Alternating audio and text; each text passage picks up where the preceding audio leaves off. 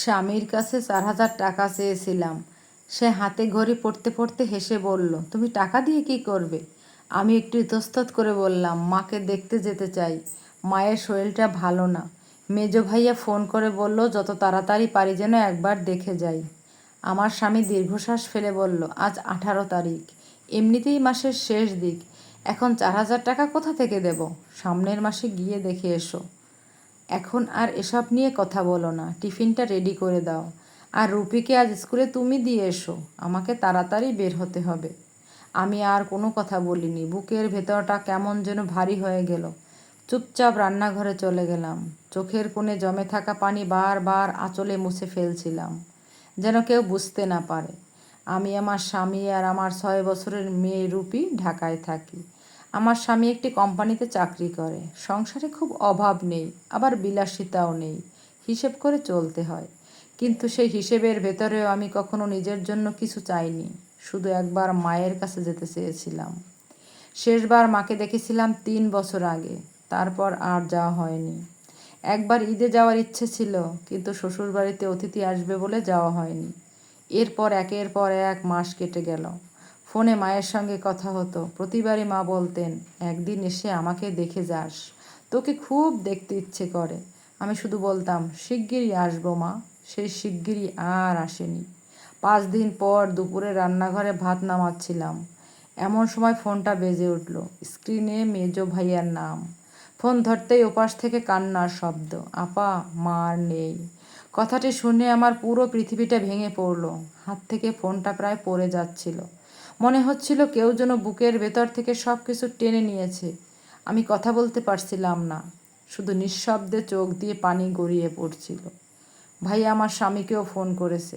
বিকেলের আগেই সে অফিস থেকে চলে এলো। মেয়েকে স্কুল থেকে নিয়ে এসে আমার সামনে দাঁড়িয়ে বলল, তাড়াতাড়ি রেডি হও, আজকেই দাফন করবে। আমি খাটে হেলান দিয়ে বসেছিলাম, চোখের পানি তখনও থামেনি। সে আবার বলল, কি হলো, ওঠো, সময় নেই। আমি ধীরে ধীরে তার দিকে তাকালাম। হঠাৎ বুকের সব কষ্ট, অভিমান আর জমে থাকা কান্না একসঙ্গে বিস্ফোরিত হলো। চিৎকার করে বললাম, কি হবে এখন গিয়ে? কি হবে বলো? আমার মা কি আর আমাকে দেখতে পাবে? আমি কি মায়ের মুখে এক ফোঁটা পানি দিতে পারবো? আমার মা তো আর নেই। এখন শুধু একটা নিথর দেহ দেখতে যাব? 5 দিন আগে যদি যেতে দিতে, তাহলে অন্তত মা আমাকে একবার দেখতেন। সে নিশ্চুপ দাঁড়িয়ে রইল। আমি অভিমানে, রাগে, ঘৃণায় বললাম, শুধু শুধু এখন তোমার টাকা খরচ হবে। ব্যাংকে রেখে দাও, লাভ আসবে, আরও ধনী হবে। আমার জন্য টাকা খরচ করার দরকার নেই। আমার গলার শব্দ কাঁপছিল। রাগ ছিল, কষ্ট ছিল, কিন্তু সবচেয়ে বেশি ছিল অপূর্ণতা। সে আমার মুখের দিকে অনেকক্ষণ তাকিয়ে রইল, একটাও কথা বলল না। সেদিন আমরা গ্রামে গিয়েছিলাম ঠিকই, কিন্তু আমি আর আমার মাকে পাইনি। সাদা কাফনে মোড়া নিথর মুখটা দেখে মনে হচ্ছিল পৃথিবীর সবচেয়ে বড় শান্তিটা আমি পেয়েছি।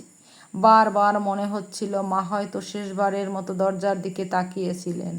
ভেবেছিলেন তার মেয়েটা আসবে, কিন্তু আমি আসতে পারিনি। ফিরে আসার পর আমার ভেতরের মানুষটা যেন বদলে গেল। আমি আর কখনো স্বামীর কাছে একটা টাকাও চাইনি। সে টাকা দিতে চাইলে ফিরিয়ে দিয়েছি। শপিং করতে বললেও তার টাকা দিয়ে কিছু কিনিনি। প্রয়োজন হলে নিজের জমানো টাকা খরচ করেছি, না হলে প্রয়োজনটাই বাদ দিয়েছি।